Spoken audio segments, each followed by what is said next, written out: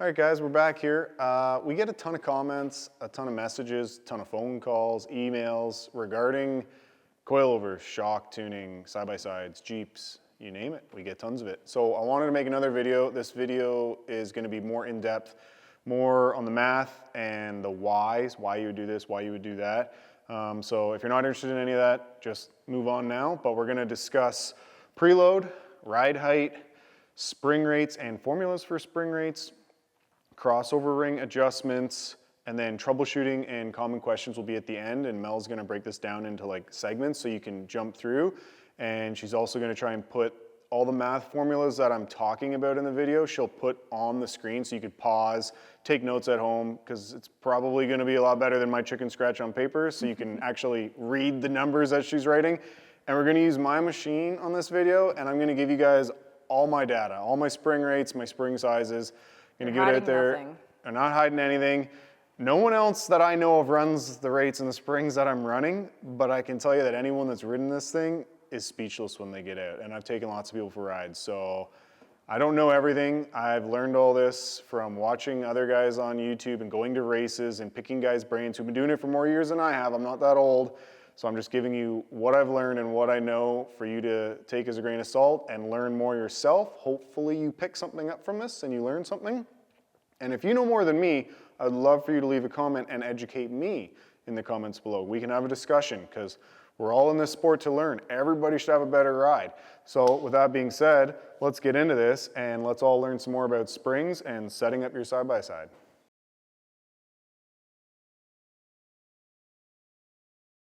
We're getting personal with the shocks here now, babe.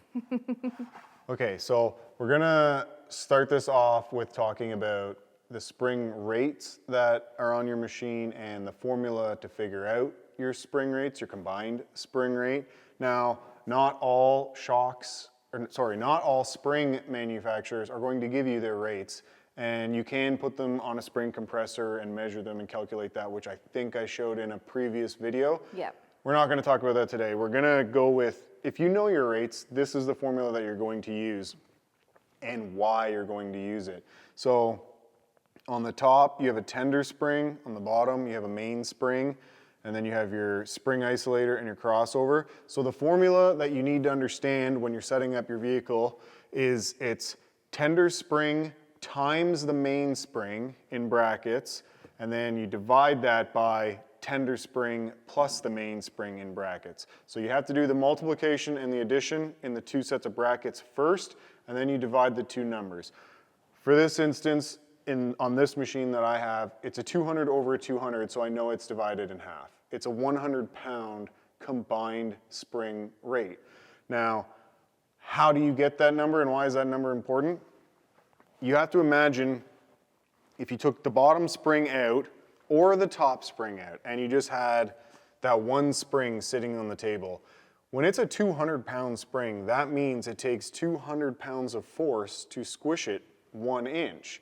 So if you have two springs and they're both 200-pound springs, each one is going to move a half of an inch for a 200-pound load. So half of the 200-pound spring rate when you push down on both of them, meaning they're actually seeing 100 pounds because you're cutting the weight between the two of them, so they're moving half as much. So that's how you get your 100-pound load. Now when you get into different rates, when they're not 200 over 200, it's gonna get more complicated. Like on my front end, I have a 167-pound combined rate because it's 350 over 300. So we're gonna explain everything on the rear because 200 over 200 is just easy math. It's 100 combined. So with the formula being said, I think that's gonna jump us right into the next part that I wanna talk about, which is going to be setting the crossover and why that's going to be important.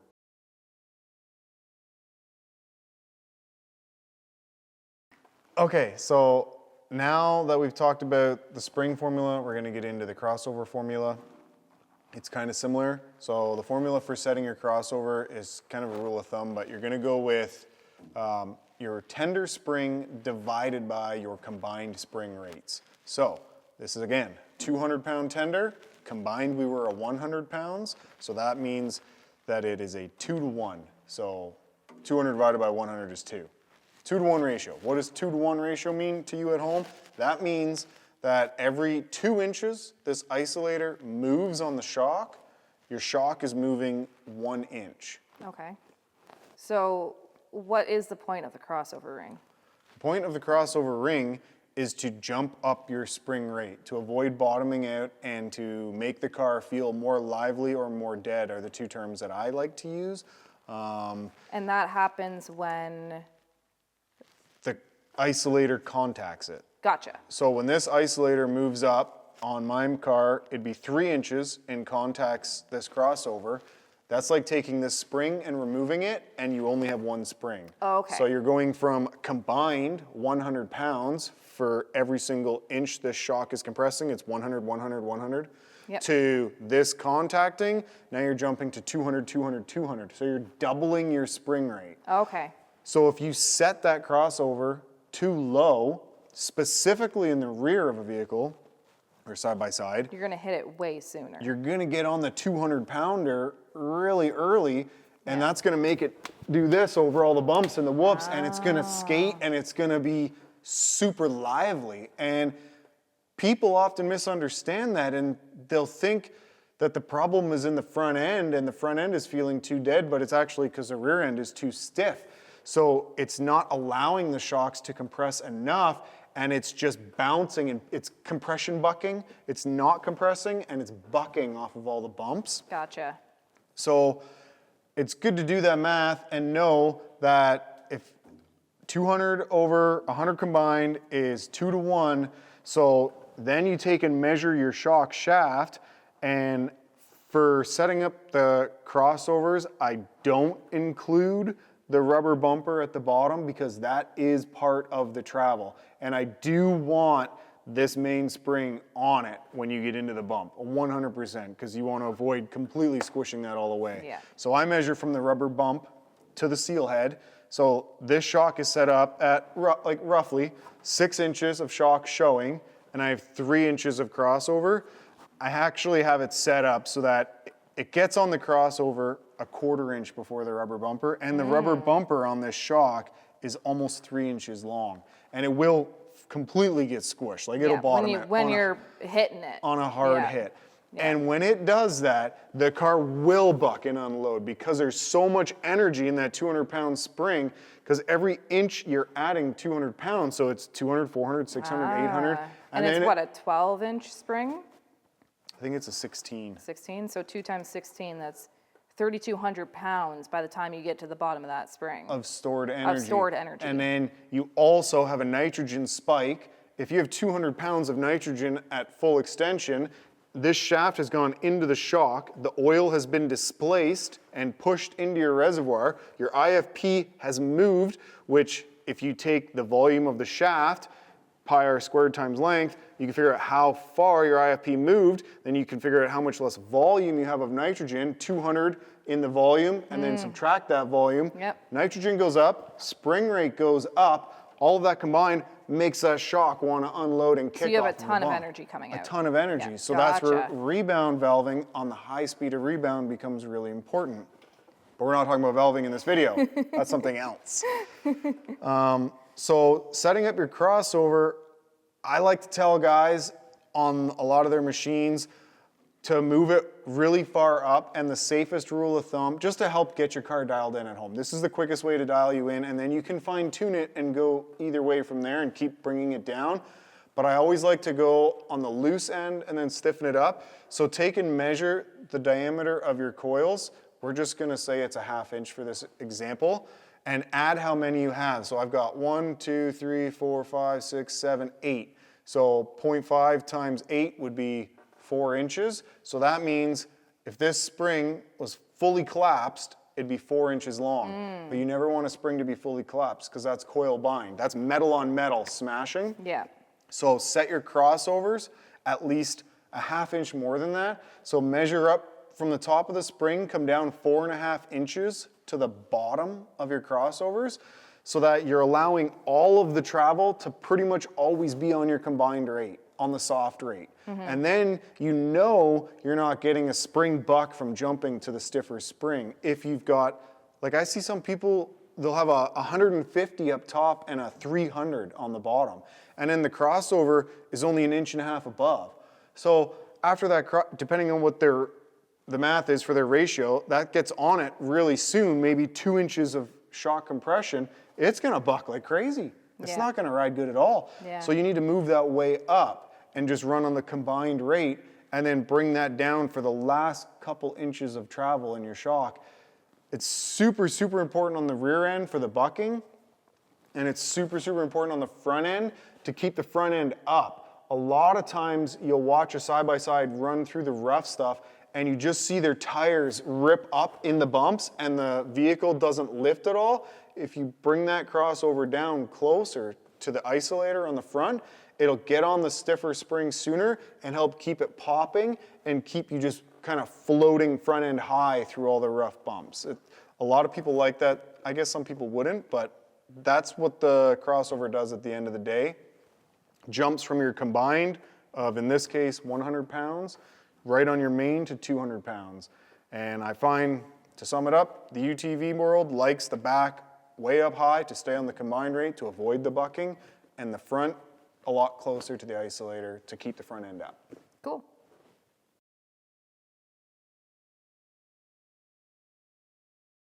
All right, so that brings us to our next point, which is going to be your preload setting and your ride height. They kind of go hand in hand.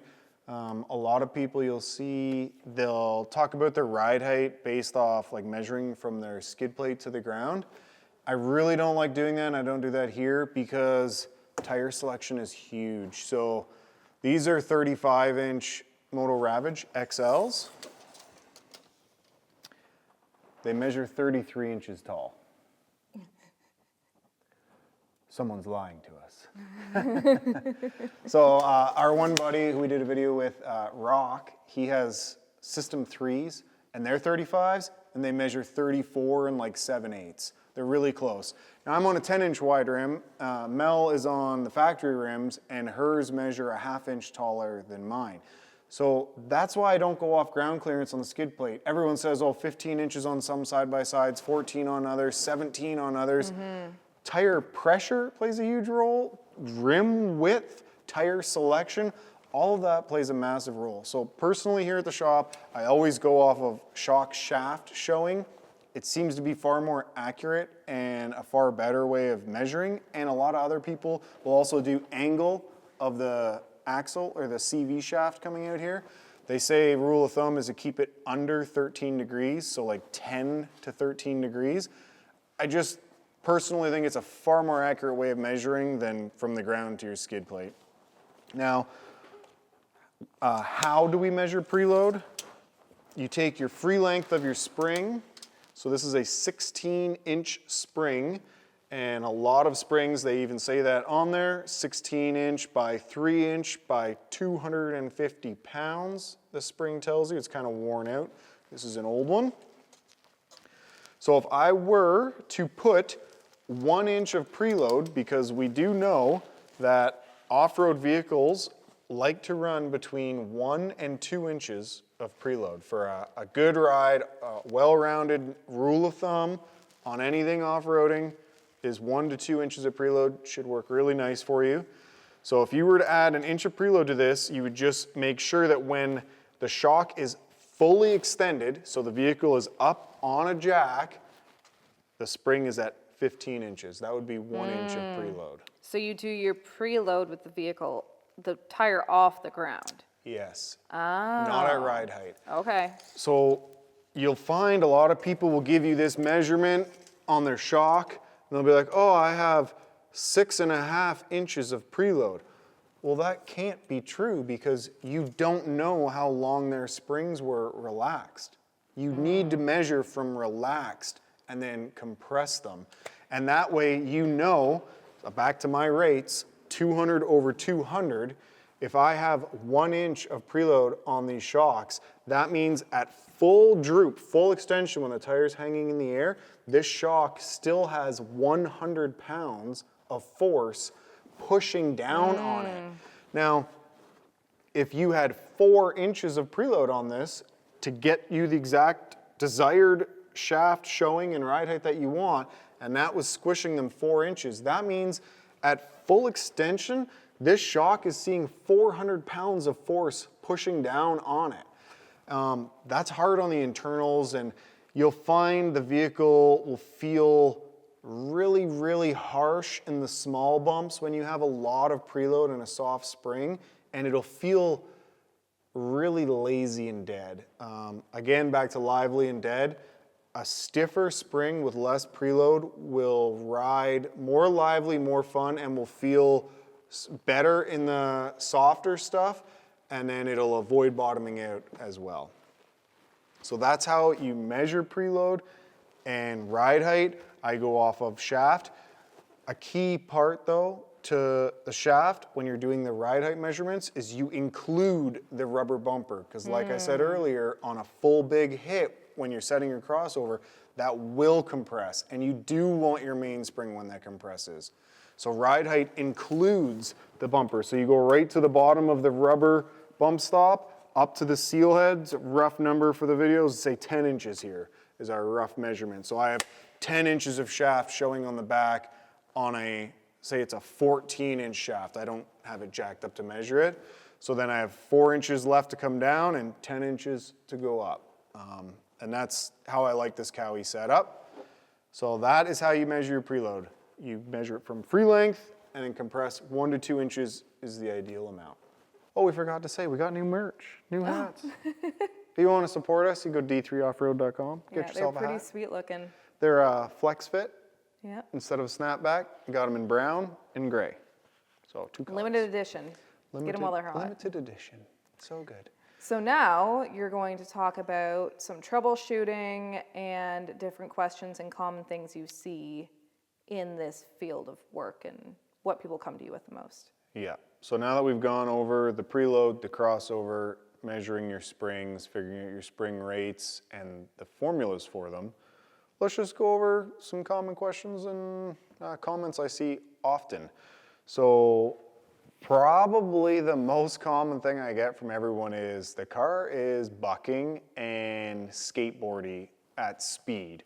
When you're driving down the rougher trails at a good clip.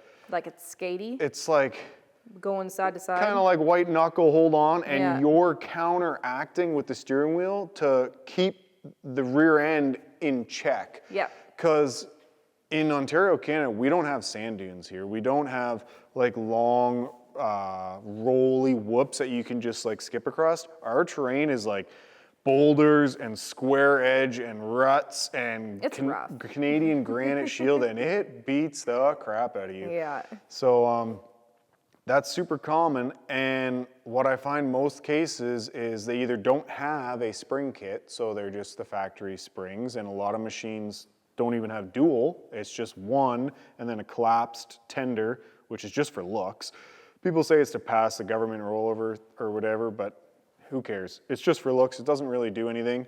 So they either don't have dual springs or their crossovers are set up wrong. Or the other instance I see a lot of with a lot of spring kits on the market is the spring rates are too soft. So instead of 1 to 2 inches of preload to get your desired shaft showing and your desired ride height out of your vehicle, they've got like 3, I've seen 6 inches of preload of very well-known brands. And I have struggled to even install the springs on the shocks with my compressor. Yeah. And I've called them and they said, is this the right spring? Oh yeah, put that on there. That's mint, send it. It's horrible. Yeah. It's absolutely horrible. Yeah. So if your machine is doing that, it could be one of those common things. Another thing I get a lot of is it's very boaty or like loose feeling or boaty feeling. That can be a couple of things. It can be a lot of free bleed in your shock, depending on your tune in your shock. It can be low on nitrogen, affecting the valving in the spring rate, or it can be really soft springs or really high preload, or sorry, not preload, crossover rings. So specifically in the front of the car, because you have to imagine when you do a sharp turn with your steering wheel, you're weight transferring to the front, where the crossover is important for the body roll compared to the back ones. They're more important when you're flying, hitting the bumps, or on the throttle leaning back out of the corner. So when you're just cruising and you get that boaty, floaty, like a canoe versus a rowboat, that's where I would say drop down the front crossovers some more, would be my first tip for you. If that's not getting it where you want it, then we need to look at your springs, your valving, your nitrogen to help counteract that. Sway bars also play a big effect on body sway, but a lot of people just take the front one off completely. So that's where I run a super unconventional spring setup on this compared to what you saw on the piece of paper. It's a 350 over a 300, and I don't know anyone on the market running that stiff. I haven't seen one yet. And it really helps with the body roll, and I set the crossovers, and the thing is so lively and so fun to drive. It just wakes it up and keeps the front popping.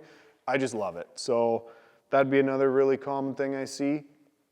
And then the other most common thing would just be crazy high ground clearance, because they read that they needed so much on the skid plate or wherever they saw it, but they only have like a 33-inch tire, and the thing's cranked jacked way right up. Yeah. I'm like, it's gonna ride rough if you do that. I'm sorry, it just is. And then they're asking, why does it You ride have no like this? tender spring left. Yeah. Pretty much like coil bind. It's just, And you wonder why it's chattering your teeth. yeah, it's not ideal. So Yeah.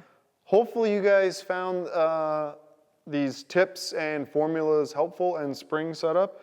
Like I said, if you have questions or you've got comments to help educate me some more, please leave a comment below. I'd love to get a conversation going, so everyone that watches the video and shares the video and everyone at home can go and start measuring their machine and really dial their stuff in. Yeah. Like, I'm happy to help you guys. It's everyone needs to have a nice ride. So yeah, thanks for watching.